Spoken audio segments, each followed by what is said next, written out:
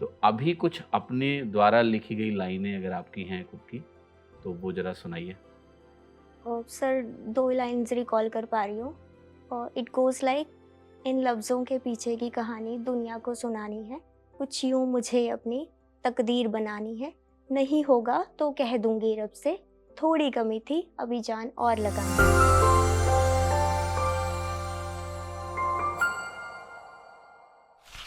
आप सभी का रामोवी टॉपर शो में हार्दिक स्वागत है। इस नए सीजन 4 में हम आपके सामने लेके आएंगे कुछ नई इंस्पायरिंग स्टोरीज। टॉपर बनना आसान नहीं है, एक लंबा संघर्ष लगता है किसी भी एग्जाम में बहुत अच्छी रैंक निकालने में। आज इस सीजन 4 के एपिसोड 1 में हमारे साथ लुधियाना पंजाब से अर्चिता हैं, जिन्होंने एसएससी सीजीएल 2021 क्रैक तो किया ही है, बट खास तरीके से क्रैक किया है। असिस्टेंट ऑडिट ऑफिसर, जो कि एक 4800 ग्रेड पे की गैजेटेड ऑफिसर की पोस्ट है, उसमें इनकी रैंक 1 है, डबल एओ में रैंक 1। सो डबल एओ की ये फीमेल टॉपर हैं और इनकी पूरी प्रिपरेशन स्ट्रैटेजी को जानने की कोशिश करेंगे। डबल एओ इन्होंने क्यों चुना, ये भी जानने की कोशिश करेंगे। तैयारी का सफर कैसा रहा, ये भी जानने की कोशिश करेंगे। अर्चिता, आपका बहुत बहुत स्वागत है रामोवी टॉपर शो में। Thank you so much sir. सबसे पहला सवाल मैं आपसे जो पूछना चाहता हूँ वो ये पूछना चाहता हूँ कि रैंक 1 डबल एओ में जब आपका आया तो कैसा रिएक्शन था आपका, और शुरुआत जब आपने की थी तैयारी की तो कभी सोचा था कि हमें रैंक 1 मिलेगा? Sir I was very happy, बहुत ज़्यादा खुश थी। इसके साथ-साथ सर एक सेंस ऑफ अकम्प्लिशमेंट था। एक कहीं न कहीं एक सैटिस्फैक्शन था कि इतना टाइम का जो हार्ड वर्क था वो फाइनली सक्सेसफुल हुआ। और जहाँ तक बात रही, जब मैंने तैयारी की स्टार्टिंग की थी, तो एक चीज़ माइंड में ये थी कि पोस्ट के लिए सिर्फ नहीं फाइट करना है, अगर तैयारी करनी है तो I have to fight for a rank. पर रैंक 1 आएगा वो इतना एक्सपेक्टेड नहीं था। आपके मार्क्स कितने कितने थे टीयर 1, टीयर 2, टीयर 3 में? Yes sir. सो टियर 1 में मेरा जो नॉर्मलाइज्ड स्कोर था वो 164.15 था। टियर 2 में मैथ्स में 185 आउट ऑफ 200 एंड इंग्लिश में 186.5 and there was one extra paper, accounts and finance, and in that I secured 177.5 marks. Okay.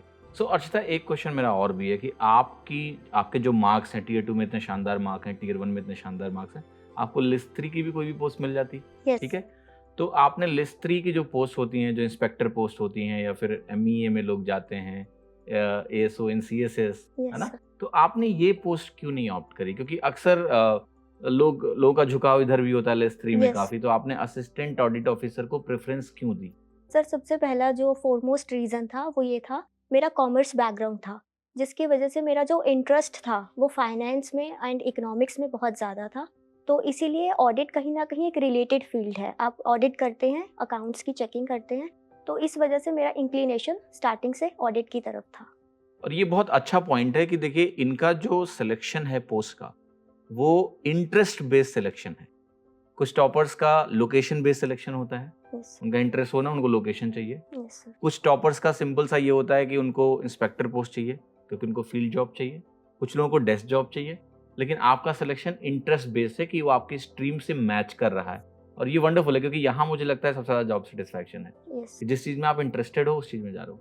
तो गैजेटेड ऑफिसर आप बन गए हो, कोई घर में आया कि मेरा डॉक्यूमेंट अटेस्ट कर दो? नहीं सर, अभी तक तो क्योंकि नहीं। हमें ज़रूरत पड़ती रहती है कि हम लोग को जैसे कोई भी चीज़ करानी है तो डॉक्यूमेंट अटेस्ट कराना पड़ता है गैजेटेड ऑफिसर से। तो ये भी एक अच्छी चीज़ है कि आपके घर में अब किसी को दिक्कत नहीं है। Yes sir. फैमिली में आपके पहले कोई गवर्नमेंट जॉब में रहा है? नहीं सर, मेरी फैमिली में कोई भी पहले गवर्नमेंट जॉब में नहीं था। ओके, तो आपने कैसे सोचा कि मुझे गवर्नमेंट जॉब करनी है? सर, जब मैं कॉलेज में थी, फर्स्ट ईयर ऑफ कॉलेज में, देन आई स्टार्टेड लुकिंग कि क्या-क्या अपॉर्चुनिटीज़ हैं। तो ऑल्दो मेरे कॉलेज में ज़्यादातर सबका इंक्लिनेशन कैट एग्ज़ाम की तरफ था, एमबीए। कैट, ये कॉमन एडमिशन टेस्ट यस, वाला? For MBA. हाँ। बट मेरा इंटरेस्ट कॉर्पोरेट साइड में और उस साइड में डेवलप नहीं हुआ, एंड तब करते-करते I came to know about SSC CGL examination.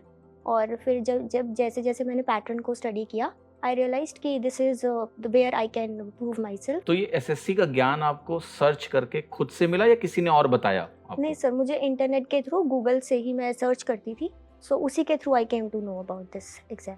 Okay, कि क्या क्या करियर ऑप्शंस हो सकते हैं यस सर। ग्रेजुएशन के बाद? यस। उसमें आपको एसएससी अट्रैक्टिव लगा। यस। ठीक है, तो तभी से मन बना लिया था डबल एओ? यस सर, पहले तो स्टार्टिंग में पोस्ट के बारे में इतना आइडिया नहीं था और धीरे-धीरे जैसे-जैसे पोस्ट के बारे में पता लगा तो एक इंक्लिनेशन ऑडिट की तरफ तो बन ये गया। डबल एओ की जो सैलरी भी होती होगी वो नॉर्मल लिस्ट 3 की जॉब से ज़्यादा होती होगी। Yes sir. कितनी सैलरी मिलती है? कुछ आइडिया है आपको? इन हैंड वगैरह किसी से बात हुई हो पहले? सर बहुत डिटेल में तो आइडिया नहीं है but may be I think around 75 plus. ये इन हैंड सैलरी? यस, ये हाँ, इन इतनी हैंड होगी सैलरी। क्योंकि एएसओ इन एमईए वगैरह को 70,000 के आसपास इन हैंड यस मिलता सर। है, तो ठीक है 75 होगी, बहुत बढ़िया। एक चीज़ अर्चिता और पूछनी, थोड़ा फैमिली बैकग्राउंड क्या है आपका, बताइए? सर मेरे पापा का बिजनेस है इलेक्ट्रॉनिक वेब्रिज का। मेरे मदर होम मेकर हैं but at the same time वो मेरी स्टडीज़ में बहुत ज़्यादा इन्वॉल्व भी थे। और सर मैं स्टार्टिंग से ही मेरा स्टडीज़ में बहुत ज़्यादा इंटरेस्ट रहा है एंड मेरी फैमिली में मेरे सिस्टर है और मेरा ब्रदर है। ओके, आप सबसे बड़े हो? यस सर, मैं एल्डेस्ट हूँ। Okay, okay, okay. ये बोला जाता है कि घर का बड़ा बच्चा अगर कुछ अच्छा कर ले तो 2 बच्चे अपने आप मोटिवेटेड होते हैं कुछ करने को, तो बहुत अच्छा एग्ज़ाम्पल आपने सेट किया है उनके लिए। Thank you sir. एक और क्वेश्चन है मेरा, ये कॉमर्स आपने क्यों लिया? मतलब मैं आपकी प्रोफाइल देख रहा था, आप पढ़ने में अच्छे थे, मार्क्स आपके शानदार हैं 10th में, ठीक है? तो आपकी पढ़ाई का मीडियम इंग्लिश था, राइट? 10th में आपके मार्क्स भी बहुत अच्छे हैं, कितने परसेंट थे आपके 10th में? Sir I secure 10 CGPA। 10 CGPA, right? तो उस समय ये होता है ना कि लोग यूजुअली कि चलो इंजीनियरिंग करेंगे आगे जाके, तो इस तरह से लोग अपनी स्ट्रीम को चुनते हैं, या नीट में जाना है, डॉक्टर यस बनना है। आपने क्यों कॉमर्स क्यों चुना? सर, बहुत ज़्यादा टेक्निकल लाइन में मेरा इंटरेस्ट नहीं था। सेकेंडली इकोनॉमिक्स एक ऐसा सब्जेक्ट था जो मुझे बहुत ही ज़्यादा इंटरेस्टिंग लगता था और इकोनॉमिक्स एंड अकाउंट्स का कॉम्बिनेशन, तो इसीलिए आई वेंट फॉर कॉमर्स। तो आपको अकाउंट्स में बैलेंस शीट वगैरह सब पढ़ना आता है? Yes sir, majorly I can do.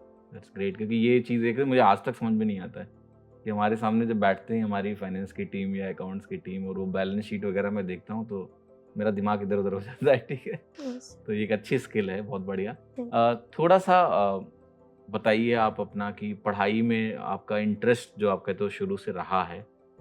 अक्सर ये देखा गया है कि जो बिजनेस फैमिलीज होती हैं यस। उसमें थोड़ा लोगों का पढ़ने में झुकाव कम होता है, क्योंकि उस तरह का कल्चर कई बार लोग कहते हैं नहीं मिल पाता है। जैसे मेरे कई सारे फ्रेंड्स हैं, उनको मैं जानता हूँ कि फैमिली में बिजनेस है, तो वो शुरू में बिजनेस में उनका इंटरेस्ट डेवलप ज़्यादा हो गया। आपका पढ़ाई में इंटरेस्ट कैसे इतना डेवलप? सर, इसका क्रेडिट ये है कि एनवायरनमेंट मुझे स्टार्टिंग से ही स्टडी ओरिएंटेड मिला। मेरे मदर बहुत ज़्यादा फोकस करते थे स्टडीज़ को और gradually I also started picking up that pace. इसलिए फिर मेरा इंक्लिनेशन पढ़ाई में बन गया और जैसे जैसे मैं आगे पढ़ती गई तो और ज़्यादा एक मोटिवेशन मिलता गया। सो इसीलिए studies became my core thing. और आपका ग्रेजुएशन कब पूरा हुआ अर्चिता? सर ग्रेजुएशन मेरा 2021 में कंप्लीट हुआ। 2021 में? Yes sir. वो बीए? सर इट क्या वाज था? बीकॉम ऑनर्स था। BCom honours, right. तो 2021 में आपका हुआ और ये आपका पहला अटेम्प्ट है फिर? Yes sir.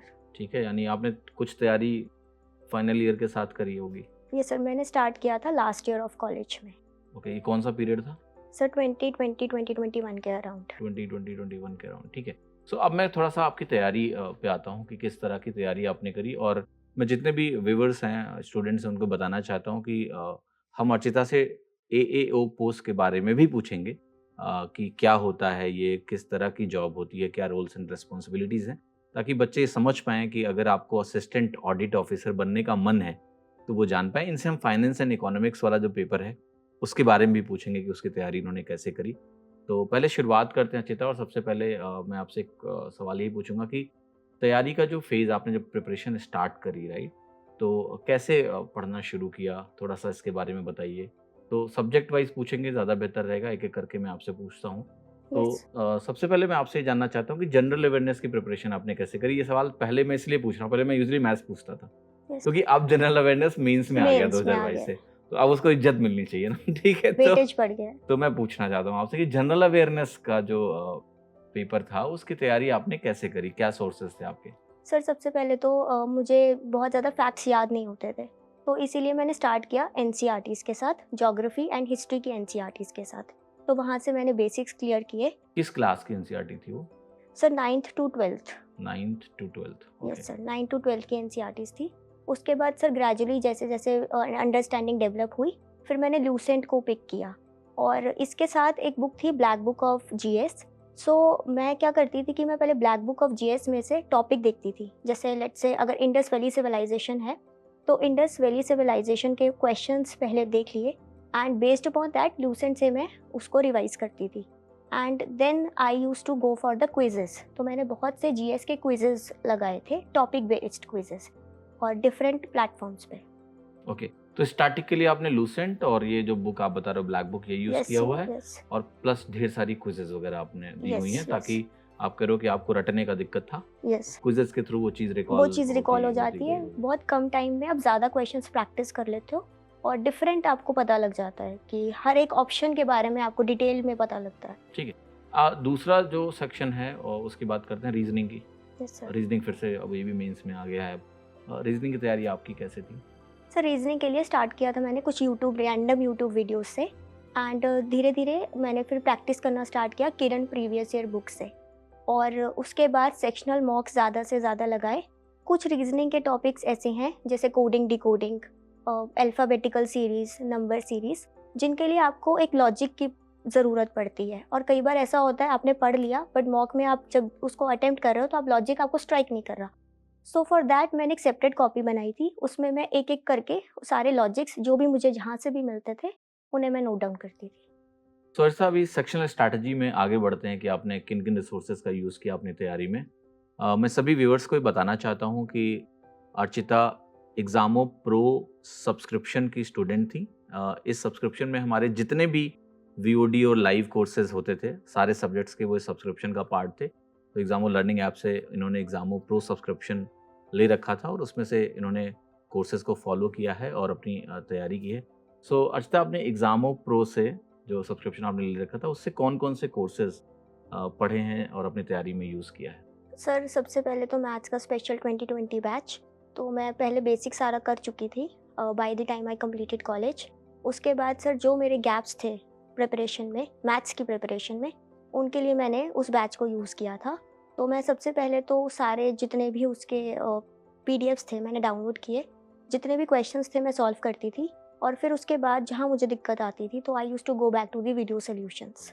Right. So special batch में तो हर टॉपिक में बहुत सारे सवाल भी होते थे ना? Yes sir. 300 400 yes question, geometry में तो 500 यस सर, कुछ क्वेश्चन थे। 560 प्लस ओके, तो क्वेश्चन। आप उन सारे क्वेश्चंस को मतलब खुद से करके यस सर, और जो बिल्कुल। भी गैप एरियाज थे उसको वहां से अपग्रेड करते थे। Yes sir. हर टॉपिक में आपकी यही स्ट्रेटजी थी? यस सर, हर टॉपिक में यही स्ट्रैटेजी। राइट। सो उस कोर्स से आपको क्या फ़ायदा हुआ? मतलब मैं जानना चाहता हूँ आपकी आपकी अप्रोच करेक्शन, जो आपका रिक्वायरमेंट था, जो आपको, आप ऑलरेडी पढ़ने में अच्छे स्टूडेंट हो मुझे पता है। आप मैथ्स में भी ऐसा नहीं कि मैथ्स आपका शुरुआत से ही ख़राब था, अच्छी मैथ्स थी आपकी। तो जिनकी मैथ्स थोड़ी ठीक ठाक होती है उनको उसको बेस्ट करने के लिए, राइट, यस जो चीज़ चाहिए थी, जो गैप एरिया था, वो आपको यहाँ से हासिल हुआ। उसके बारे में थोड़ा बता सकते यस सर, सबसे इम्पॉर्टेंट चीज़ ऑप्शन एलिमिनेशन, लॉजिकली आप कैसे कर सकते हैं वो चीज़ यहाँ से सीखी। और कुछ मेथड्स जैसे जो यूनिवर्सली एक्सेप्ट आप अप्लाई कर लेते हो, जैसे ए बी रूल, एक अरिथमेटिक का मेथड था, काफ़ी क्वेश्चंस में उसकी हेल्प मिल गई। तो इस तरीके से, और मेरा प्रॉब्लम ये भी था, टाइप मुझे नहीं समझ में आते थे, टाइप 1 टाइप 2। तो उस कोर्स में एक कलेक्टिवली हर टॉपिक को पढ़ाया गया था, ऐसा नहीं था कि कोई सेग्रीगेशन टाइप 1 टाइप 2 में था। तो वो भी मेरी प्रॉब्लम हाथ से सॉल्व हो गई थी। मतलब कि हर तरह के सवाल आपको हर टॉपिक में मिल ही गए, मिली। राइट, और टाइप वाइज लफड़ा नहीं था। यस सर, ठीक है, it was like every type question is there every type question is there but not mentioning the type. Segregation नहीं है। ठीक है, आपको और ये आपको पसंद नहीं था। यस, मुझे ये बिल्कुल पसंद नहीं था कि सोचो कि ये इस टाइप का क्वेश्चन है फिर आप उसको अटेम्प्ट करो। तो राइट राइट। और मैं एक चीज़ का जिक्र करूंगा अर्चिता, आपकी पोएट्री में आपका बड़ा इंटरेस्ट है, आपने बताया, और हमने एक अभ्यास चैलेंज किया था कोविड के टाइम पे यूट्यूब यस पे, सर, यस सर, अभ्यास 21 डे चैलेंज। तो उसमें आपने एक पोएम, पोएट्री भी लिख के लिख के भेजी भेजी थी। थी सर। ठीक है, यस तो मैं अपने टीम से रिक्वेस्ट करूंगा, आरडब्ल्यू टीम से, कि वो जो पोएम है, पोएट्री है, वो डिस्प्ले करें इस स्क्रीन पे। आप चाहें तो उसको पढ़ सकते हैं।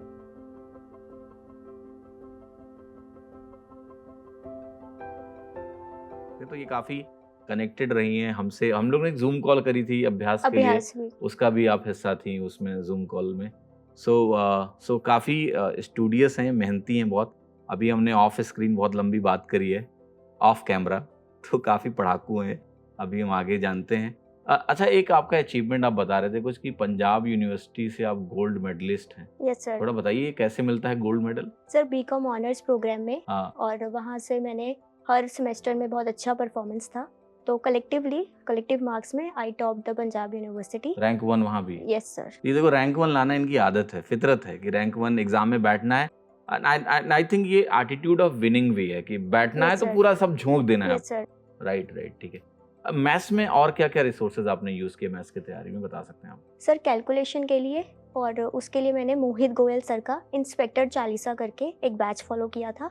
और एमजी सर, मोहित गोयल सर, यस सर, बहुत शानदार इंसान है, यस। और सर मेंस की प्रैक्टिस के लिए तो मेरे को मिक्स्ड प्रैक्टिस में दिक्कत आ रही थी। चैप्टर वाइज मैं बहुत फास्ट करती थी। उसके लिए गगन प्रताप सर का मेंस का प्रैक्टिस बैच मैंने फॉलो किया था। राइट, सो आपने मतलब 3 ऑनलाइन रिसोर्सेज़ यूज़ किए थे यस अपनी सर। तैयारी में। यूट्यूब का भी इस्तेमाल किया कुछ? सर रैंडम यूट्यूब वीडियोस, कभी कुछ पढ़ने का मन नहीं है तो कभी रैंडम यूट्यूब वीडियोस में देख लेती थी। Right, right, right.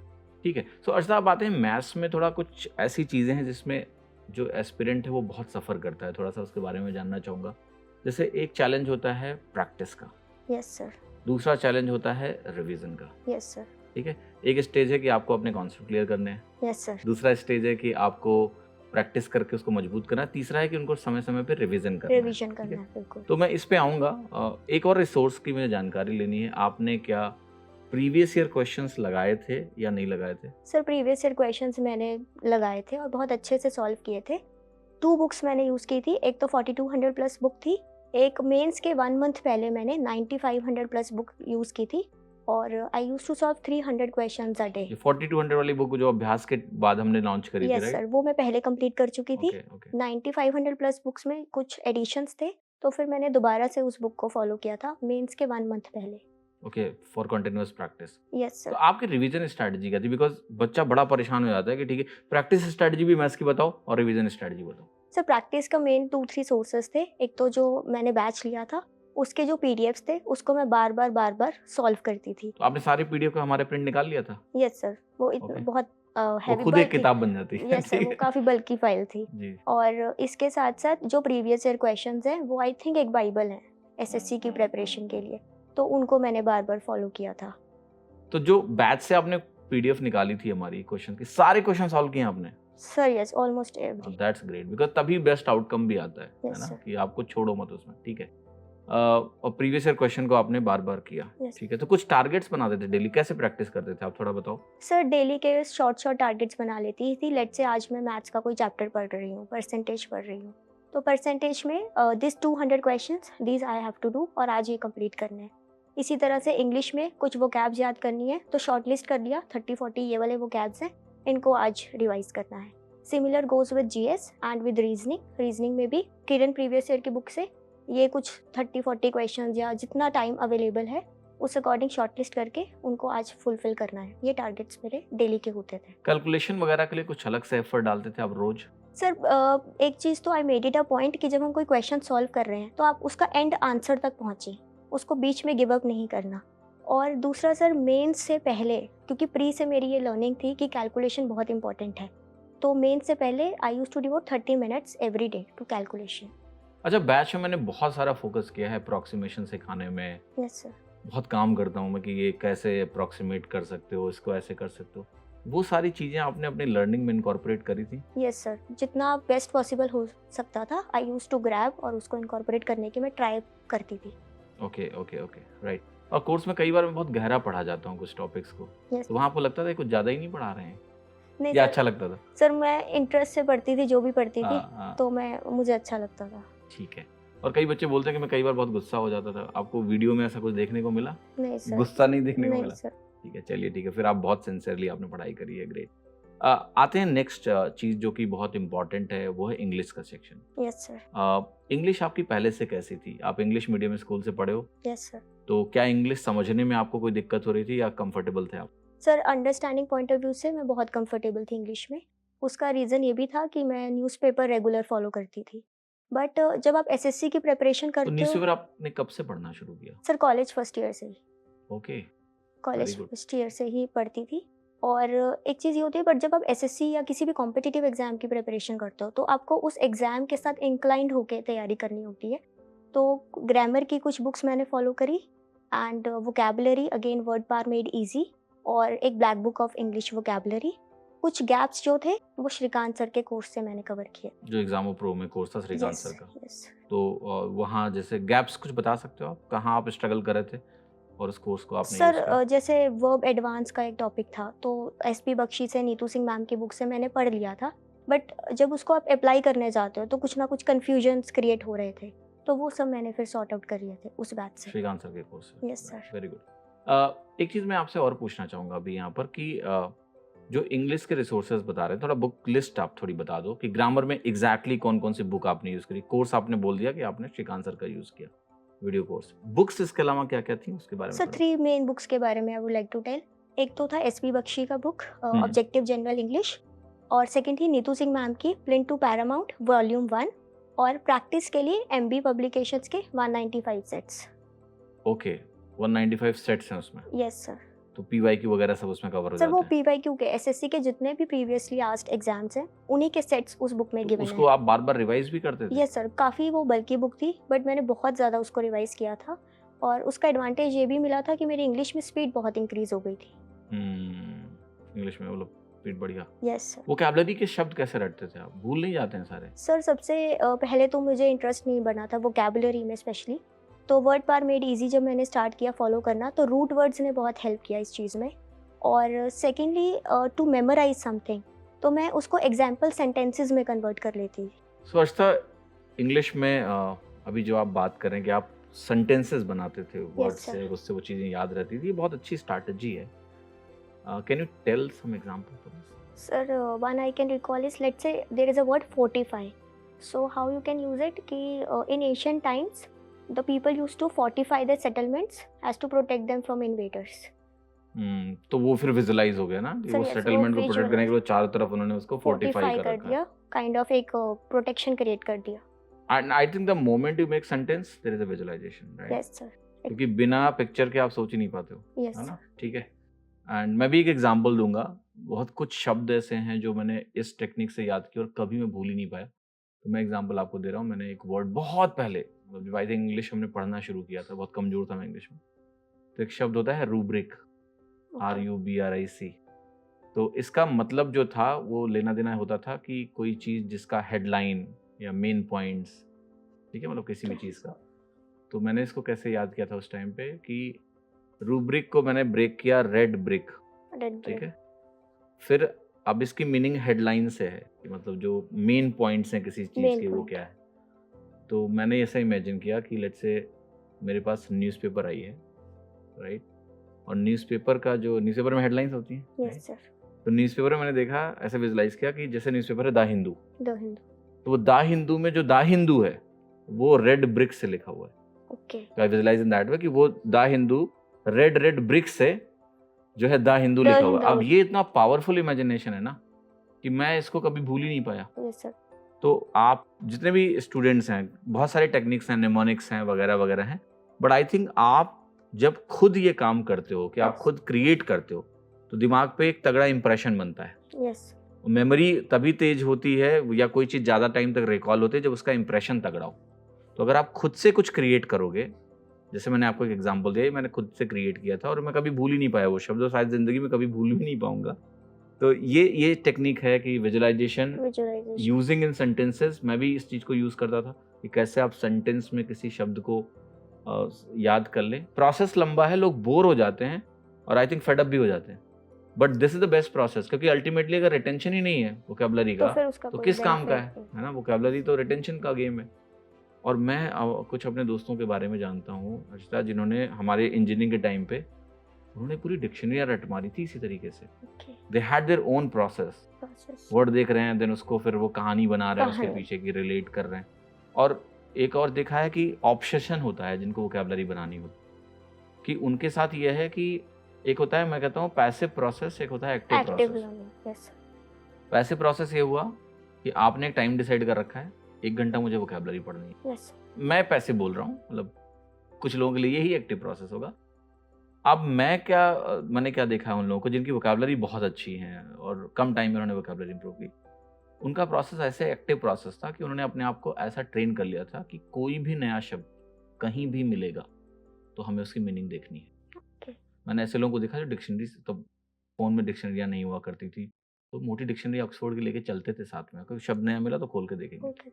तो ये एक्टिव प्रोसेस है। आप बस खोज रहे हो कि नया शब्द कहीं दिखे तो, अखबार में दिखे, किताब में दिखे तो उसकी मीनिंग देखनी है। And then they used to relate. मैंने उनको देखा था ये चीज़ करते हुए, तो रिलेट करते थे हर चीज़ से, किसी भी ऑब्जेक्ट से रिलेट कर लेंगे, किसी एक्टिविटी से रिलेट करेंगे और फिर वो शब्द वो नहीं भूलते हैं। ठीक है, coming to grammar, I think the most boring section. Boring मैं इसलिए नहीं कर रहा हूँ कि आपके लिए होगा, मेरे लिए है। मतलब मैं ग्रामर एक ऐसी चीज़ है जो कभी पढ़ ही नहीं पाया। ठीक है, ये कैसे आपने रिवाइज किया, क्योंकि इतने सारे रूल्स हैं, क्या वो रूल्स अनमैनेजेबल हैं? क्योंकि बड़े सारे एक्सेप्शंस हो जाते हैं इंग्लिश में ना, Yes, ये sir. एक्सेप्शन वो एक्सेप्शन। सर सबसे इम्पोर्टेंट तो ये है कि इंग्लिश एक लैंग्वेज है और लैंग्वेज में कुछ कन्वेंशंस होते हैं, कुछ रूल्स हैं, आप पढ़ सकते हो, उसको याद कर सकते हो, बट स्टिल कुछ चीज़ें होती हैं जो एक रीति के अकॉर्डिंग या कन्वेंशन के अकॉर्डिंग ग्रामर में चलती हैं। उसके लिए सबसे इम्पॉर्टेंट चीज़ है कि आपका रीडिंग और इंग्लिश के साथ एक्सपोजर अच्छा होना चाहिए। जितना आपका इंग्लिश के साथ एक्सपोजर है वो चीज़ें आपको ऑटोमेटिकली इंट्यूशंस आने लगते हैं कि ये है तो इसका ऐसे ही होगा। कमिंग टू ग्रामर की फिर भी जो थी, तो बेसिक ग्रामर की बुक्स मैंने फॉलो की, उनके मैं रूल्स पढ़ लेती थी और उन रूल्स के साथ साथ एग्जाम्पल्स बहुत से गिवन होते हैं, तो उनका एप्लीकेशन आपको ज़्यादा फोकस करना है rather than cramming of the rules. Practice के थ्रू। यस सर, प्रैक्टिस के थ्रू MB के 195 सेट्स मैंने बहुत बार लगाए थे, तो वो एकदम से इनकॉर्पोरेट हो गए थे माइंड में। एग्जाम में भी, अच्छा इंग्लिश में क्या नए सवाल एग्जाम में आते हैं या जो प्रीवियस क्वेश्चन आए हैं उन्हीं से रिलेटेड चीज़ें आती हैं? सर कुछ चीज़ें हैं जो रिपीटेड मोड में आती हैं एग्ज़ाम में, और कुछ चीज़ें जैसे कॉम्प्रीहेंशन, PQRS, ये सब चीज़ें हैं जो आपको प्रैक्टिस से आएंगे। सो इनके लिए आई मेड अ नोट कि प्रैक्टिस इम्पॉर्टेंट है। अच्छा, एक चीज़ मैं और पूछूंगा कि कमिंग टू अब वो अटेम्प्ट वाला जो मोड होता है, जैसे मॉक देना, yes sir. Because very crucial aspect. Yes. ठीक है, वहाँ आपको आपकी असलियत पता चलती है यस सर। कि चलो तैयारी कर ली, कॉन्सेप्ट पढ़ लिया, क्वेश्चंस लगा लिए, अब एप्लीकेशन है। Yes sir. और जब टाइमर चलता है सो यस। तो वार सिचुएशन, यस सर। अच्छे ढेर हो जाते हैं। तो स्किल बेस्ड गेम है। अगर आपकी जो वाकई में जैसे कई बच्चे मुझसे आते हैं और बोलते हैं कि सर ये चीज़ एग्ज़ाम में नहीं लगती है, यस। तो मैं उनको ये एग्जांपल देता हूँ कि जैसे लेट से आपने साइकिल चलाना बचपन से सीखा है, सबने सीखा होता है, कार चलाना आपने नया सीखा, नया सीखा है। तो अगर आपको कोई दौड़ाएगा ना तो आप कार से नहीं भागोगे, कार से नहीं क्योंकि भाग, साइकिल लेके आपको कमांड नहीं है, कमांड। प्रेशर में जहाँ आप बिल्कुल श्योर हो वही काम करोगे। साइकिल से तो आप भाग लोगे क्योंकि आपने वो आपकी मसल मेमोरी का पार्ट है, आपने कितनी बार उसको किया हुआ है कि उसमें आपको डाउट ही नहीं है। लेकिन कार आपने अगर नया सीखा then you can't drive. Yes. लेकिन अगर आप कार भी उसी तरह से खूब प्रैक्टिस करके अगर आपको अच्छे से ड्राइव करना आता है तो आप डेफिनेटली कार से भागोगे, क्योंकि Yes, इस बात पे। तो एक तो ये होता है कि लोग ये समझ नहीं पाते हैं कि जो चीज़ आप प्रैक्टिस कर रहे हो और आप लेट से अप्लाई कर पा रहे हो घर पे बैठ के, एग्जाम में वो शायद आप ना कर पाओ because of the pressure. Yes sir. और उसके लिए आपको ज़्यादा प्रैक्टिस की नीड है ना। वो ओवर कॉन्फिडेंट होने की ज़रूरत नहीं है। पहला मॉक आपने दिया तो आपका स्कोर क्या था? सर प्री का जब मैंने पहला मॉक दिया था तो 120-130 के अराउंड मेरा स्कोर था। आउट ऑफ 200 खुश थे आप? सर नहीं, खुश तो नहीं थी क्योंकि मुझे लगता था कि एग्जाम के लिए सफिशिएंट नहीं। बेस्ट स्कोर मॉक में कितना गया टियर 1 का? सर सुपर मॉक्स में मेरा 180 तक गया था। 180 तक गया। Yes right. Now coming to prelims mock, आपने कितने दिन पहले मॉक्स देना शुरू कर दिया था प्री का? सर मैंने 4 मंथ्स के अराउंड, उससे 4 मंथ्स पहले मॉक्स देने स्टार्ट कर दिए थे प्री के 4 मंथ्स पहले। Yes sir. ठीक है, और फिर आपने लगातार मॉक्स दिए? यस। कितने मॉक टेस्ट दिए होंगे लगभग? सर 120 to 130 मॉक टेस्ट आई ये गई। कौन सी मॉक टेस्ट सीरीज 120 मॉक देती है? सर एक सीरीज फॉलो नहीं की थी। हाँ। और मैंने सारे जितने भी टेस्ट सीरीज मेरे को नॉलेज में थे वो सभी मैंने फॉलो। नाम ले सकते हो आप उन सारी टेस्ट सीरीज? यस सर, तो text book, Oliveboard, Byju's, then super mocks and कुछ जो फ्री मॉक्स डिफरेंट चैनल्स पे होते थे, that I used to give. Free mocks भी आपने दिए हैं, ठीक है। एक चीज़ और कि इतने सारे मॉक टेस्ट जब आपने लिए तो प्लान कैसे करते थे कि कब कौन सा देना है? सर मेरा मेन स्ट्रैटेजी ये थी कि आपको वेरिएशंस पता होने चाहिए, क्योंकि आपको नहीं पता एग्जाम किस लेवल का आएगा, तो उसके लिए ऑल्टरनेटिव बेसिस पे आई यूज टू प्लान। आज अगर टेक्स्ट बुक दिया है, tomorrow I will give Byju's, then I will give super mock, फिर उसके बाद लेट्स से ऑलिव बोर्ड दे दिया, and one day I use to make sure कि एक प्रीवियस ईयर का सेट भी दे। तो ये सारे पेड मॉक्स आपने पेड परचेज किए थे mock test series? Mostly Right. Paid थे। Okay, and that's good idea because आपको सारी जगह का मिक्सचर मिल गया। यस। और मुझे ये बड़ा अच्छा लगा कि ये हर एक मॉक टेस्ट सीरीज, जैसे लेट से टेक्स्ट बुक का नाम लिया इन्होंने, ओलिव बोर्ड का लिया, सुपर मॉक्स का लिया और ग्रेड अप जो कि अभी बायजूस के नाम से, बायजूस। वो मॉक टेस्ट है। चारों मॉक टेस्ट ये अल्टरनेट दे रहे हैं, ताकि जैसे होता है ना कि हर मॉक टेस्ट की एक अपना तरीका होता है, तो हर टेस्ट रोज मिल रहा है। Yes sir. ठीक है, तो एक तो लोग मॉक टेस्ट इसलिए देते हैं कि उनको पूरे कोर्स के क्वेश्चंस को एक बार में करने का मौका मिलता है, देन आप उसमें भी वेरिएशंस दे रहे हो। Yes sir. ठीक है, कि हर टेस्ट सीरीज को अलग अलग देते अलग रहना अलग है। देते ठीक है, रहना। एनालिसिस कैसे करते थे? सर मॉक टेस्ट के एनालिसिस के लिए I use to do first individual analysis. उसमें मैं ये देखती थी, लेट्स से अगर आपका कोई क्वेश्चन गलत हुआ है तो उसके पीछे की क्या रीज़न है। या तो आपको कॉन्सेप्ट आता नहीं है, या फिर प्रैक्टिस में कहीं ना कहीं कमी है, या लैक ऑफ रिविजन है। तो इस इंडिकेटर्स को जज करके accordingly I use to cover up that topic. जो टॉपिक एक बारी गलत हो गया, नेक्स्ट 15-20 डेज के लिए उस टॉपिक को मैं फॉलो करती थी। सेकेंडली सर, मॉक टेस्ट में मैं 3-4 मॉक्स देने के बाद एक कलेक्टिव एनालिसिस करती थी कि कोई ऐसा टॉपिक है जो लेट से हर मॉक में गलत हो रहा है, नंबर सिस्टम हर मॉक में गलत हो रहा है, तो उसको पकड़कर फिर नेक्स्ट कुछ दिनों के लिए उस टॉपिक को मैं करेक्ट करने की कोशिश करती थी। तो मोरलेस आप ये करो कि पैटर्न एनालिसिस हो गई। Yes sir. तो जब आप 4 मॉक्स में पैटर्न ऑब्जर्व कर रहे हो, yes sir. And I think ये बहुत बढ़िया स्ट्रैटेजी है कि डेटा में पैटर्न होता है, यस सर। राइट? तो आपके मॉक परफॉर्मेंस में भी एक पैटर्न होगा, एक पैटर्न। आपके एरर में एक पैटर्न होगा। Yes sir. तो ये बहुत अच्छी स्ट्रैटेजी है कि एक सिंगल मॉक की अगर आप एनालिसिस करोगे तो सिंगल मॉक में जो आपने गलतियां करी हैं वो पता चलेंगी। लेकिन अगर आप जब कलेक्टिव एनालिसिस करोगे तो आपको अपनी गलतियों के या अपनी कमियों के पैटर्न पता चलेंगे कि क्या वो डीप एरियाज हैं जहाँ पर प्रॉब्लम है, काम करने की ज़रूरत है, और उस पर आपने काम किया। तो कुछ नोट्स वगैरह भी मॉक से बनाते थे आप? सर मैथ्स के लिए मैं बनाती थी, जो मुझे क्वेश्चंस लगते थे कि बहुत रेलिवेंट है, एग्जाम ओरिएंटेड है, और जिनके पीछे का कोई कॉन्सेप्ट ऐसा है जो मुझसे वैसे मिस हो गया, उनके लिए मैं नोट्स बनाती थी। अच्छा।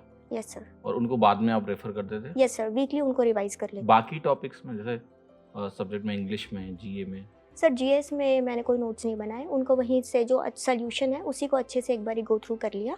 रीजनिंग के लिए कोई नया अगर लॉजिक है या कुछ नया मुझे मिल गया है मॉक में, उसको जो मेरी कॉपी थी उसमें मैं नोट डाउन कर लेती हूँ। अच्छा, जीए में करंट अफेयर्स भी आता है, तो Yes, करंट sir. की तैयारी आपने कैसे करी थी? सर करंट अफेयर्स के लिए स्टडी आईक्यू पे गौरव सर हैं, उनका मैंने कोर्स से current affairs about 1 to 1.5 year का कवर किया था। अच्छा, तो वो रेगुलर मतलब उस कोर्स में वो करंट अफेयर्स यस पढ़ाते सर। रहते हैं, राइट? गौरव सर बड़े शानदार टीचर हैं करंट अफेयर्स यस के, सर। खुद में एक करंट अफेयर्स के ब्रांड है वो, राइट?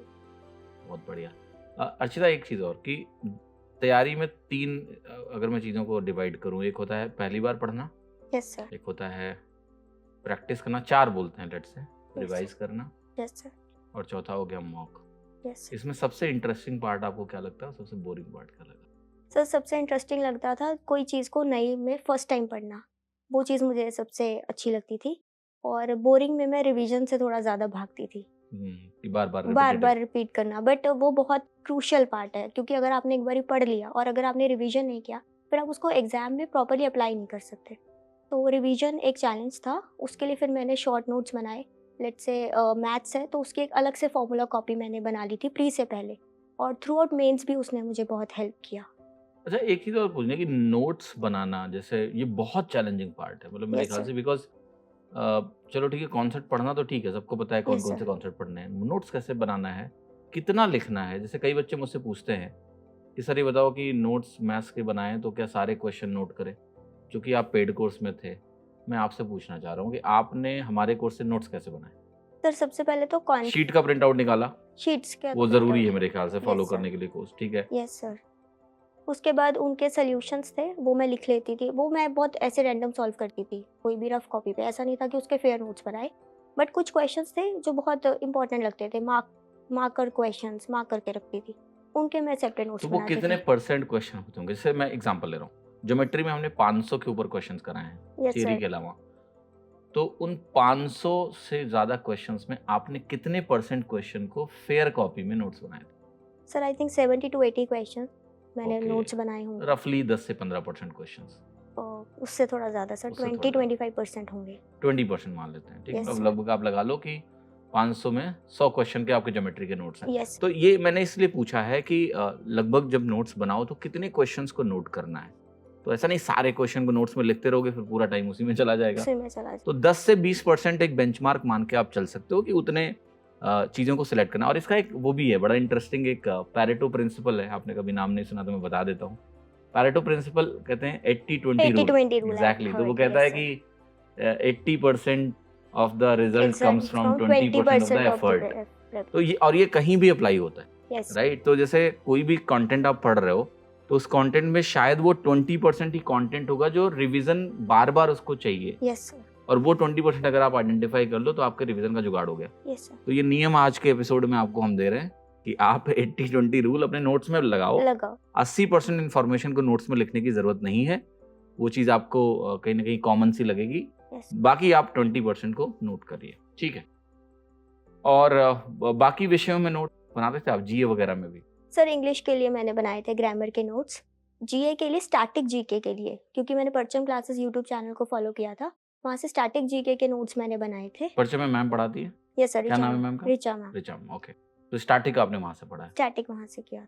ओके, उसके नोट्स बना लिए थे? उसके नोट्स बना लिए थे। ठीक है। और इनको बार बार आप रिवाइज करते थे? यस सर, रिवाइज करती थी मैं, मंथली बेसिस पे भी और वीकली बेसिस पे भी। अच्छा, सब्जेक्ट्स में आपको सबसे बढ़िया सब्जेक्ट कौन सा लगा, इंटरेस्टिंग पढ़ने में, और सबसे बोरिंग कौन सा लगा? सर एज सच तो सारे सब्जेक्ट्स अच्छे लगते थे, बट प्रायोरिटी बेसिस पे मुझे जीए अच्छा लगता था। जीए, ओके। और सबसे बोरिंग? सर सबसे बोरिंग, क्योंकि मेरा इंग्लिश अच्छा था, मुझे इंग्लिश थोड़ा सा बोरिंग लगता था। और इंग्लिश में थोड़ा सा ये भी है कि लॉन्ग टर्म इंटरेस्ट बनाना आसान नहीं है। लॉन्ग टर्म इंटरेस्ट तो मैं उसको न्यूज़पेपर्स के थ्रू ज़्यादा कवर करती थी। रीजनिंग? सर रीजनिंग को इनिशियली तो प्रिपरेशन मैंने प्रीवियस ईयर क्वेश्चंस प्रैक्टिस करके की थी, उसके सेक्शनल मॉक्स मैंने काफ़ी लगाए थे, और वहाँ से मैंने रीजनिंग पे ज़्यादा फोकस किया। ओके, ठीक है। अब आते हैं आपके टीयर 2 की प्रिपरेशन स्ट्रेटजी पे कि अब तो खैर टीयर 1 टीयर 2 काफ़ी सिमिलर सा नया पैटर्न हो गया है, लेकिन आपके टाइम पे टीयर 2 अलग होता था। तो बस मैं मार्क्स की जानकारी लेना चाहूँगा कि प्री और मेंस के बीच में कितना गैप था आपके लिए? सर 3 मंथ्स का अप्रॉक्सीमेट गैप था। 3 मंथ्स का। तो उसमें आपने कितने मॉक टेस्ट दिए? सर मैथ्स के 40 to 50 मॉक टेस्ट दिए थे, इंग्लिश के लिए अराउंड 25। सोर्सेज वही थे mock test series? Yes sir, वही कॉमन मॉक टेस्ट सीरीज थी। कॉमन मॉक टेस्ट सीरीज थी, ठीक है। एक सवाल मैं आपसे और पूछूंगा कि आपने सुपर मॉक्स का पेड सब्सक्रिप्शन ले रखा था और सुपर मॉक्स एग्जामों का प्रोडक्ट है, क्या फीडबैक है आपका सुपर मॉक्स को लेकर? सर मुझे प्री के लिए बहुत रेलिवेंट लगे थे मॉक्स, और मेंस में मुझे थोड़ा सा कैलकुलेटिव लग रहा था, तो मैंने इनिशियली फॉलो किया, लास्ट में जाके जब एग्जाम क्लोज आया तो मैंने फिर उसको थोड़ा सा गिव अप कर दिया था। कैलकुलेटिव क्वेश्चन ज़्यादा थे? Yes sir, calculative. राइट, तो ये फीडबैक मैं अपनी टीम को ज़रूर पास करूँगा। यस। एक सवाल और है मेरा आपसे कि बच्चे कई सवाल ये पूछते हैं कई बार कि कितने मॉक टेस्ट देने चाहिए। नंबर्स मैं आपसे पूछता हूँ, आपको लगता है प्री में कितने मॉक टेस्ट देने चाहिए? क्योंकि अभी आपका इंटरव्यू जो पब्लिश होगा उसके लगभग 3 महीने बाद 2023 वालों का प्री का एग्ज़ाम है, तो कितने मॉक टेस्ट, क्योंकि आपके हिसाब से तो उनको मॉक टेस्ट देना आप शुरू करना चाहिए कुछ दिनों में, और कितने मॉक टेस्ट वो टारगेट करें? Sir I think target base पे आप ना जाके आप क्वालिटी ओवर क्वांटिटी को पे प्रेफर करें, क्योंकि आप एक मॉक टेस्ट दे रहे हैं तो आप ये चीज़ एनालाइज करें कि उस एक मॉक से आप कितना कुछ डिराइव कर सकते हो, उसका एक 360 डिग्री एनालिसिस अगर आप कर पाएँ तो क्वालिटी पे ज़्यादा फोकस करें। सेकेंडली एग्जाम रेलिवेंट मॉक्स दें, बहुत ज़्यादा भटके नहीं, बहुत कॉम्प्लिकेटेड मॉक्स ना दें, और मॉक्स में वेरिएशंस रखें, क्योंकि एग्जाम में आपको नहीं पता होता किस लेवल का एग्जाम आएगा, तो जब आप वेरिएशंस रखते हो तो वो एक सरप्राइज एलिमेंट आपके लिए नहीं आता एग्जाम में। कहते हैं तैयार रहो किसी भी तरह के बैटल के लिए। यस सर, तो इजी, टफ, मॉडरेट, हर तरीके के मॉक के लिए आप अपने आप को रेडी रखें। नंबर्स बता सकते हो कुछ, कितने मॉक टेस्ट टारगेट करें वो लोग अगर 3 महीने उनके पास हैं? Sir I think daily 1 mock you can give, और संडे को लाइव मॉक्स आप दे सकते हैं, जिससे आपको अपना ऑल इंडिया आपको पता चल जाता है कि आप किस लेवल। तो अर्चिता आपको अभी भी बोल रही है 90 मॉक तो दो, लगभग 90 दिन 90 मॉक, बिल्कुल कोई रिलैक्सेशन का टाइम दे नहीं रहे आप, डेली एक मॉक, ठीक है, गुड।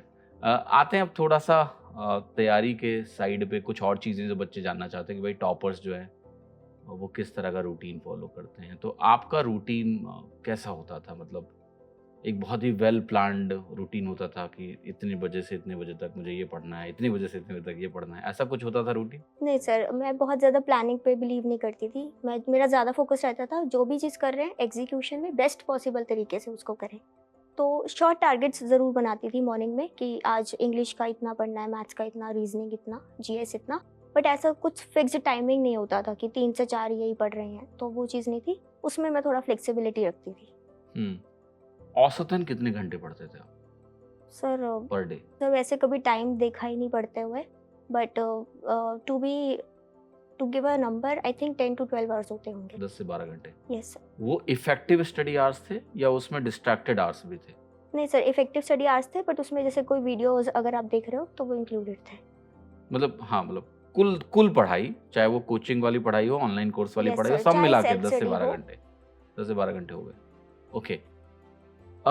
एक सवाल मेरा और भी है कि मोबाइल फ़ोन से पढ़ना पड़ता है आजकल। यस जैसे आपने हमारा कोर्स ही किया होगा तो मोबाइल ऐप से पूरा यस किया होगा आपने। तो अब मोबाइल होने से बड़ा नुकसान भी होता है। Yes sir. जैसे कई बार हम लोग फँस जाते हैं। जैसे मैं भी अभी आपसे बात कर रहा था ना, तो मैं कर रहा था यूट्यूब पे कल 2-3 घंटे मैंने रात को निकाले हैं। कर ले। रेयर होता है, बट ऐसा कभी-कभी मैं मौका देता हूँ खुद को कि जो करना है करो। हाँ। तो अब क्या होता है, वीडियो देखना शुरू करो और वो शॉर्ट्स और रील्स बहुत टाइम इतने इंटरेस्टिंग होते हैं, बिकॉज़ जिस तरह का कंटेंट आपको पसंद है वैसा ही कंटेंट दिखता भी है। वैसा भी तो दिखता है। 2-3 घंटे निकल जाते हैं, पता ही नहीं चलता। मतलब कई बार तो ऐसा लगता है कि हम नहीं देखना चाह रहे हैं तो भी हम देखे जा तो रहे वे हैं, इन्फ्लुएंस्ड। है ना? इतना कंट्रोल जैसा लगता है ही नहीं, देखते रहो, यस देखते सर। रहो, देखते रहो, देखते रहो। How did you make sure कि प्रिपरेशन में आपके साथ ऐसा ना हो? Because phone you have, internet वहीं है, उसमें पढ़ाई का कंटेंट भी है, देन आपके पास एंटरटेनमेंट का कंटेंट भी है। एंटरटेनमेंट का कंटेंट। तो वो डिस्ट्रैक्शन के लिए क्या कोई फ्रेमवर्क आप यूज़ कर रहे थे? कोई गाइडलाइन आपकी खुद के लिए थी कि नहीं, नहीं हमको नहीं करना है ऐसा? सर सबसे पहले तो जब से प्रिपरेशन स्टार्ट की थी तो one thing I made sure, social media से मैंने डिस्कनेक्ट किया था। No Facebook, no no Instagram, no Instagram भी अब एक्टिव किया है, पहले बिल्कुल बंद था इस प्रिपरेशन के टाइम पे बिल्कुल। टेलीग्राम? टेलीग्राम पे सर डाउट ग्रुप्स थे, उनके साथ मैं कनेक्टेड थी, ओके, तो वहाँ पे। टेलीग्राम हाँ ठीक है, वो स्टडी पर्पज़ के लिए हो गया। Yes sir. ऐसे व्हाट्सएप? व्हाट्सएप पे सर जनरल मैसेजेस, बहुत ज़्यादा ऐसा नहीं है कि बहुत और इस टाइम पे फ्रेंड्स के साथ भी बहुत ज़्यादा बातचीत नहीं होती थी। कॉलेज फ्रेंड्स के साथ भी एक। मिलना-विलना होता था कि नहीं? नहीं सर, ऐसा होता था वो बुलाते थे और मैं बिजी होती थी तो मैं जाती नहीं थी, तो करते करते वो सर्कल थोड़ा सा छूट गया। कम्युनिकेशन थोड़ा ब्रेक हुआ। यस। फिर भी कोई ऐसा था कि कोई बेस्ट, जैसे होता नहीं कि तैयारी के दौरान कभी ना कभी ऐसा लगता है कि दोस्तों से बात वगैरह की जाए, तो कुछ ऐसे दोस्त थे जो जिनसे आप कनेक्टेड थे प्रिपरेशन सर के मैं दौरान? डाउट ग्रुप्स में ही कुछ 2-3 फ्रेंड्स थे जो वो भी तैयारी कर रहे थे, उनके साथ कनेक्टेड थी। और ये अच्छा आइडिया भी है आई थिंक कि जब दो लोग पर्पस ड्रिवन हो, सेम पर्पस हो, आसान होता है उनके साथ बातचीत यस करना भी। बिल्कुल एग्री। और अच्छा, आपकी काफ़ी तैयारी कोविड पीरियड में हुई होगी यस ना, सर। तो बड़ा नेगेटिव माहौल था, बाहर नहीं निकल रहे हो आप सब कुछ, यस सर। तो वो फेस कैसा था तैयारी के लिए आप? सर थोड़ा सा डिस्टर्बिंग था, बट उसका बेस्ट मुझे लगता था हैंडल करने का तरीका ये है कि आप अपने आप को बिजी रखें, किसी ना किसी एक्टिविटी में, किसी ना किसी चीज़ में खुद को बिजी रखना, that was my key thing. वो टीवी में रोज नहीं देखते थे आपकी इतने लोग आज की डेट में कोविड से मर गए, इतने केसेस आए? सर यस बिल्कुल देखते थे, डिस्टर्बिंग एलिमेंट था, बट फिर वही है कि आप स्टडी करते रहते हो तो थोड़ा सा डिस्कनेक्शन आपके बीच में रहता है। आई थिंक कुछ लोगों के लिए तो वो गोल्डन टाइम भी था, because yes sir. You can't go outside, बाहर जा नहीं सकते बाहर हो, जा नहीं सकते हैं और टाइम तो है तो कहीं तो तो इन्वेस्ट पढ़ो, करना है। है ना? ठीक है, बहुत अच्छी बात है। कोई आपके सोने उठने का कोई फिक्स टाइम वगैरह था? सर एज सच तो नहीं था। कोई एक्सरसाइज शेड्यूल? मतलब सर नेचर वॉक पसंद था, तो मैं बाहर जब भी उठती थी तो 20-30 मिनट्स के लिए I used to walk. Morning में? यस सर, मॉर्निंग में एंड इवनिंग में भी, जब बहुत ज़्यादा फेड अप हो जाती थी स्टडी से, so I used to go out and walk? And walk. Okay. इसके अलावा कोई एक्सरसाइज नहीं? नहीं सर। कुछ मेडिटेशन वगैरह? सर मेडिटेशन तो नहीं, सॉन्ग्स कभी कभी सुन लेती थी। तो जब वॉक करते थे आप, तो Yes. आप बस ब्लैंक वॉक कर रहे थे, मोबाइल वोबाइल लेके गाने वाने सुनते थे क्या? सर यूजुअली तो फैमिली के साथ वॉक होती थी तो ब्लैंक वॉक होती थी, बट कभी कभी ऐसा होता था कुछ मोटिवेशनल सॉन्ग्स वगैरह में सुन लेती। राइट। और ये चीज़ थोड़ा सा मुझे लगता है कि मैं सारे स्टूडेंट्स को बोलना चाहूँगा कि यार, प्रिपरेशन जब भी आप करो, क्योंकि मेजर चेंज मैंने क्या देखा है ना कि ग्रेजुएशन के बाद जब बच्चा तैयारी करता है ना, यस सर। उसकी फिजिकल एक्टिविटी बहुत कम हो जाती है, बिकॉज अब बैठ के पढ़ रहा है वो। यस कॉलेज जाना है, पहले तो चलो चलना वलना होता भी था, अब तो कॉलेज के बाद जब बिल्कुल तैयारी में आप जाते हो तो लोग बिल्कुल फिजिकल एक्टिविटी बंद करते हैं और फिर उससे बहुत तगड़ा असर होता है। ओके, बिकॉज चलने से आपके बोलते हैं ना कि हैप्पीनेस हार्मोन रिलीज होते हैं, तो एटलीस्ट कुछ तो एक्सरसाइज करो यार, आप वॉक करो। जैसे इनका बड़ा अच्छा शेड्यूल है कि आप 25 मिनट वॉक कर लो, 30 मिनट वॉक कर लो। मैं भी यही करता हूँ, मतलब मेरा अभी कोई ऐसा नहीं कि एक्सरसाइज का प्रॉपर रूटीन है, बट मैं कोशिश करता हूँ कि हफ्ते में 5 दिन कम से कम सुबह 15-20 मिनट 30 मिनट वॉक कर लो और शाम को वॉक कर लो, तो लगभग घंटे भर की वॉकिंग एटलीस्ट हो जाए। ठीक है, हॉबीज क्या हैं आपके अर्चिता? सर हॉबीज़ ज़्यादातर तो मुझे रीडिंग ही पसंद थी, उसी पे फ़ोकस था। स्टडीज़ ही बेसिकली में मेरा इंटरेस्ट रहा है।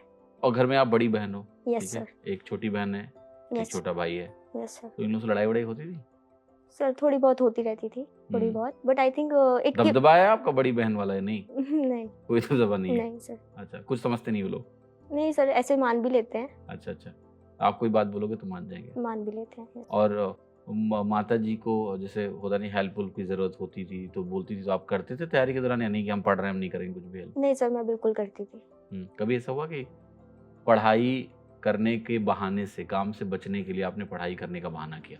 नहीं सर, नहीं? नहीं, ऐसा कभी नहीं किया। ठीक है, हम तो बहुत बिगड़ैल थे इस मामले में।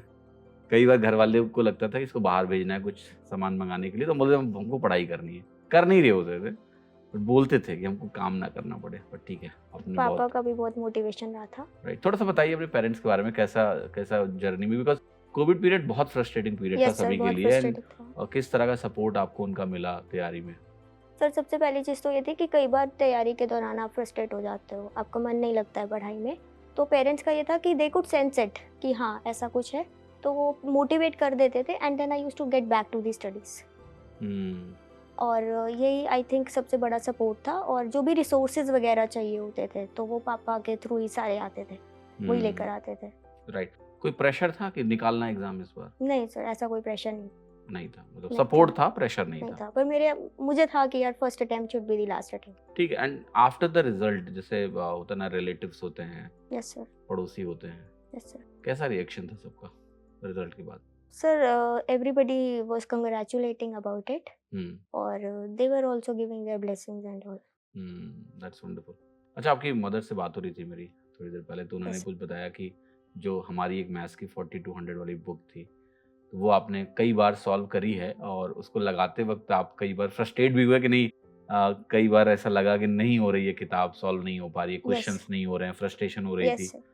तो उन्होंने आपको इनकरेज किया कि नहीं होगा? थोड़ा उस कहानी के बारे में बताओ। सर ऐसा होता था कि बुक सॉल्व कर रहे हैं, अब कोई क्वेश्चन कहीं पे आके रुक गया तो भी ये लगता था कि अब यार मतलब कैसे, इतनी बड़ी तैयारी है, कैसे इसको लेके जाएंगे, but she used to keep, उनके इनकरेजिंग वर्ड्स हमेशा रहते थे कि कर लोगे, और मतलब तैयारी छोड़नी नहीं है, कीप गोइंग, तो वो बहुत इंपॉर्टेंट है।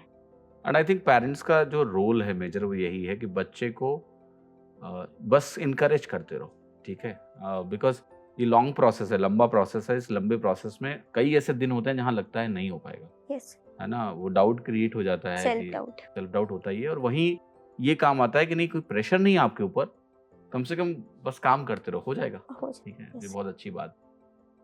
सक्सेस का जो आपका क्रेडिट है, बहुत सारे लोगों का इन्वॉल्वमेंट होता है तैयारी में, जो आपको इनडायरेक्टली और डायरेक्टली हेल्प कर रहे होते हैं, ठीक यस। है, तो आप अपनी सफलता का श्रेय किसको देना चाहेंगे?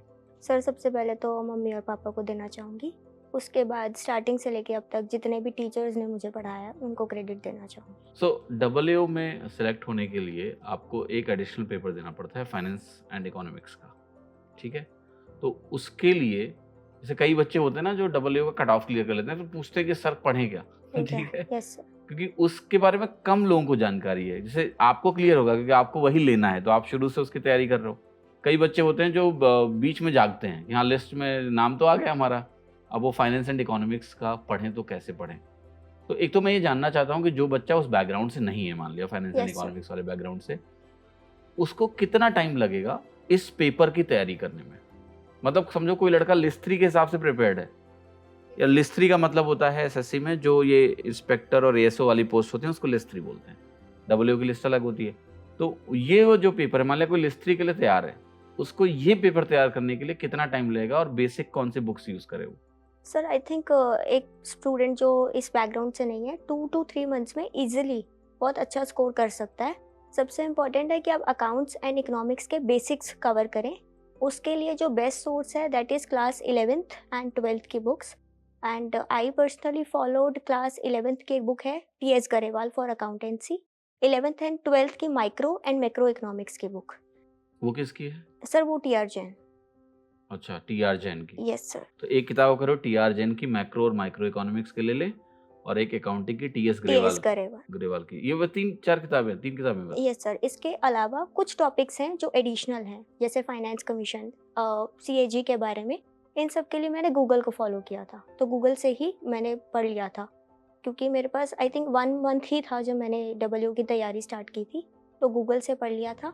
और डबल के लिए कुछ बहुत ज़्यादा मॉक्स अवेलेबल नहीं मिले मुझे, तो जो प्रीवियस ईयर पेपर्स हैं उन्हीं को मॉक फॉर्मेट में लगा लिया था। अच्छा, खुद से, ठीक है। यस तो जो बच्चा इस बैकग्राउंड से नहीं भी है, वो भी कर सकता है अगर यस सर, थोड़ा बिल्कुल। सिंसियर हो पहले से यस और ये किताबें ठीक से कर ले तो हो जाएगा। यस सर, बिल्कुल कर सकते हैं। उसमें भी करंट अफेयर्स वगैरह आता है क्या कुछ? करंट से रिलेटेड, जैसे बजट से, इकोनॉमिक सर्वे से, सब पूछते हैं कुछ उसमें से? सर करंट तो नहीं कह सकते, बट यस थोड़ा जनरल इकोनॉमिक्स में 10 to 15 क्वेश्चंस थोड़े जनरल बेस्ड थे, तो उसके लिए कोई सेपरेट बुक आप नहीं थी, तो मैंने मतलब मैं पूछना चाह रहा हूँ कि इकोनॉमिक सर्वे और बजट नहीं पढ़ने की जरूरत है कि है?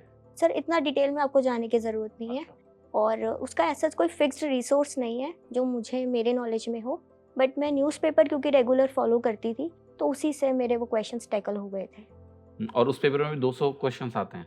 सर 100 क्वेश्चंस आते हैं। अच्छा, यस सर। उस पेपर में 100 question. Yes sir, 60 from economics, 40 from अभी अकाउंट। पैटर्न में कुछ चेंज हुआ है कि सर मेरे नॉलेज में नहीं हुआ नहीं है। है? तो ठीक है, ये बच्चों बस ये ध्यान रखना कि जो डबल का अभी का पैटर्न है, क्योंकि अभी पैटर्न चेंज हुआ है थोड़ा सा, मैं भी अवेयर नहीं हूँ कि डबल के पेपर में वो पेपर कितने मार्क्स का है और कैसा है, वो एक बार आप जरूर चेक कर लीजिएगा। ठीक है। आपकी एक हॉबी है पोएट्री लिखना, ठीक है, ये मुझे इसलिए पता है क्योंकि आपने अभ्यास 21 डे चैलेंज में एक पोएम भेजा था लिख के, Yes, sir. ठीक है। तो अभी कुछ अपने द्वारा लिखी गई लाइनें अगर आपकी हैं खुद की, तो वो जरा सुनाइए।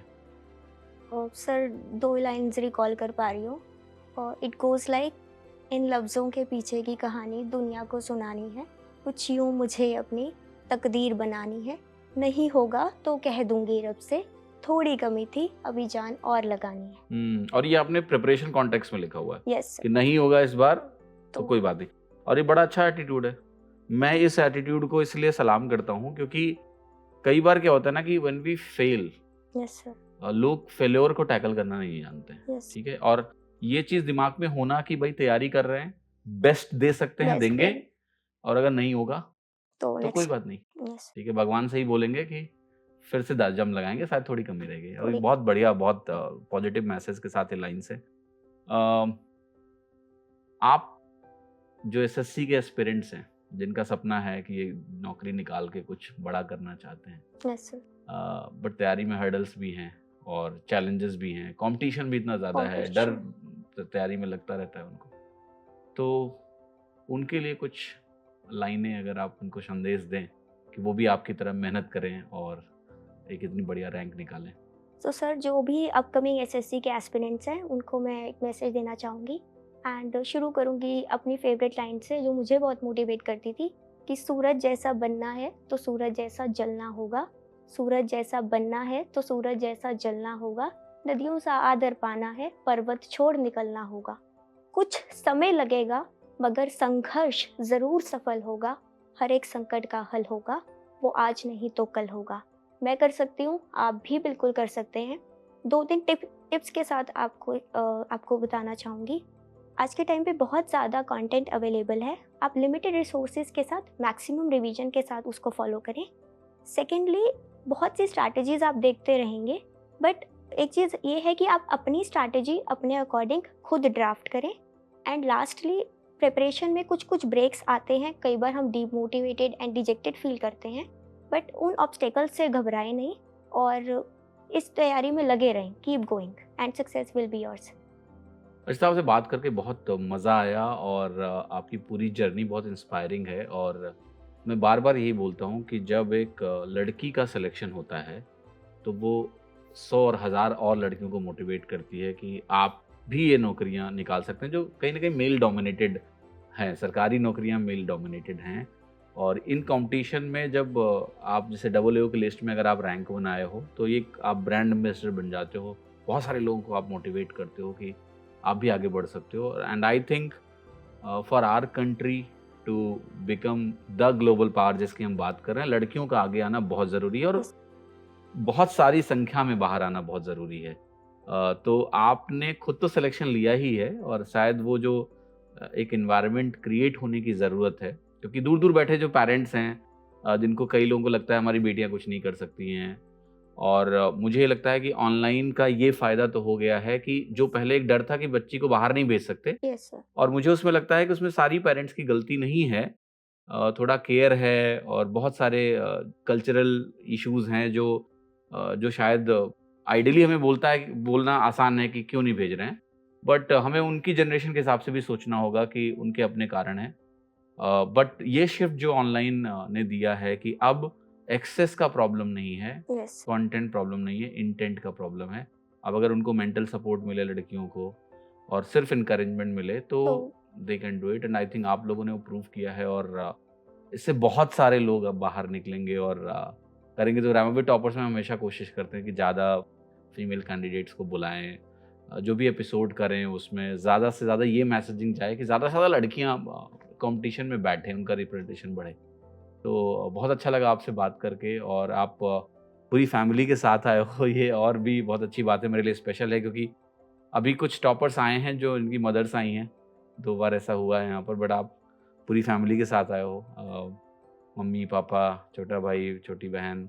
तो बहुत अच्छा लगा, ये हमारे रैमोबी टॉपर्स के लिए एक स्पेशल मोमेंट है, स्पेशल एपिसोड है हमारे लिए, लाइफ टाइम मेमोरीज रहेंगी इसकी। यस। आपका बहुत बहुत धन्यवाद, thank you thank so you. Much for joining us on the show. Thank thank you you. So much sir.